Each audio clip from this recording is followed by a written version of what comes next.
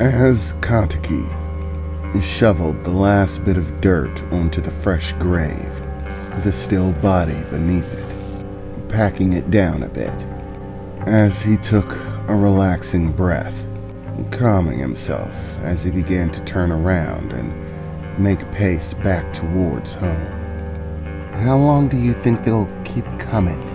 Nina said, joining him as he began the journey. "I don't know. Mother didn't specifically say exactly how many of us there are. I've been able to divine that we're different. Obviously, as of yet, I seem to be the only one willing to hand down mercy to any other of our doppelgangers or pieces, however you want to call it. Each of us appears to be our own individual person. We have our own lives and our own sets of events within them. Honestly, I wish I could have a longer conversation with them, but all of the ones that I meet seem to be so dead set on killing me. It's hard to get solid information, but all of them appeared to have unique characteristics, different physical builds, different attire, different weapons and tactics, and different personality traits, manners of speech, all unique facets that you don't find in some unanimous mind state. Even I am clearly an example of this, being far different from those that have come here, trying to kill me. If I were to hazard a guess, I'd say that each of us was born into this world, the same way that any normal person is born into this world, with mothers and fathers, and families. We lead individual lives that can differ drastically from one another, and thus our personalities too differ drastically from one another. We might all be the same in terms of appearance, but in terms of actual identity, we're completely different. Like two random people who have never met one another. We're all like twins. Twins may look identical, but in truth, they are two different individuals that can be very different from one another in countless ways other than appearance. That is the one characteristic that they share. It's not as if the woman that gave birth to me actually went out and had countless other children that all just so happen to be completely identical. No, we are all born to different mothers. It's the only thing that makes logical sense. We're all twins born from different wombs, as absurd as it sounds. And I believe that our abilities also stem from our unique personalities, our desires as individuals. Every time that we collect a new shard, a new piece of ourselves from one of our counterparts, and all of the pieces that they've collected, our individual personalities imbue the power that we have taken with the fragment of us that we are. In that moment, Kantaki stopped in his place, grasping at his head. "Let me out! I'll kill you!" he heard uttered from deep inside as he clenched his jaw a bit. "Shut up," Kantaki said, trying to shake it off for the moment. Are you okay, Kantaki?" "Yeah," he replied. "This one's throwing a temper tantrum. It's getting harder and taking longer for each one of them to absorb. They're railing, struggling against it even after I've killed them. The piece that I absorb is still strong enough that their personality holds," Kantaki said, finally removing his hand from his head. "It's getting to the point where I have to beat them twice now. First, I have to beat their actual physical body, and then afterwards, I have to beat them on the inside. Defeat their spiritual essence, their mental imprint. The more pieces they have, the stronger the imprint that they leave on them. If I leave his piece alone, it'll slowly absorb. He may kick and rail for a while, but eventually he'll dissipate, so long as I remain strong. But I get the sneaking suspicion that if I begin to falter, if my will breaks, I think that it's actually possible for them to begin taking over. I'm not going to test the theory inside of myself, but I get the strange feeling that it is possible.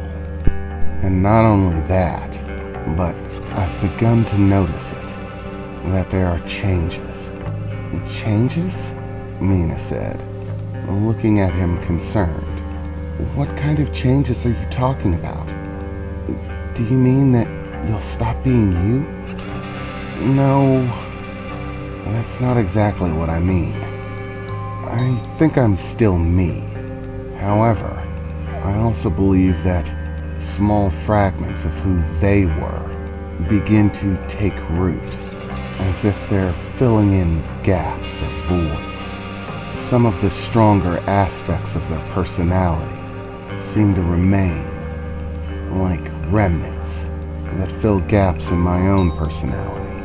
For example, as if I was a bit indecisive, and I absorbed somebody who had an exceptionally decisive nature. That element of their personality, of who they were, would begin to filter its way into my decisiveness, strengthening it, and in response, I would become more decisive, able to make clearer or more sound decisions. As they fade away, the characteristics that made them strong begin to become a part of me and make me strong in that manner as well. I still remain myself, still hold the same conscious state. That conscious state is simply enhanced, hardened, refined almost. But this comes with a great deal of hazard. As the pieces are becoming stronger, it's becoming harder and harder to absorb them. The stronger they are, it seems the more they rail. The last one I absorbed before this one wouldn't absorb at all. He just kept lashing out from inside. Nothing and no amount of time seemed to wear him down. I actually had to go in and combat him in my dreams, over and over again. I had to beat him, and every time I beat him, his peace grew weaker, until finally he absorbed, dissipating, like the others, and beginning to be able to measure their strength after I beat them. I think that the last one that I killed had more pieces than this one. I believe that I might have to combat it, but I don't think it'll be any trouble. It won't be as difficult as the last one. The last one had claimed nearly as many pieces as me, and had actually begun to develop abnormal abilities beyond simple physical strength and speed. The last one was sort of a glutton for punishment. He had the ability to regenerate. As long as the injury wasn't lethal, he could heal himself from it. It took a few moments to do, but he could regenerate nonetheless, as if he had some sort of bloodline ability. But that wasn't what it was. He didn't use life energy to do it, or any form of jutsu. It was simply as if he willed the injuries away, as if by sheer state of will, he could make them disappear. And just as Mother said, the more pieces you collect, the more you find that the rules of reality don't apply to you. Kantaki said as he began to continue his walk back towards home, Mina following suit, still seeming concerned. So, these pieces, they get harder to absorb based on how strong they were.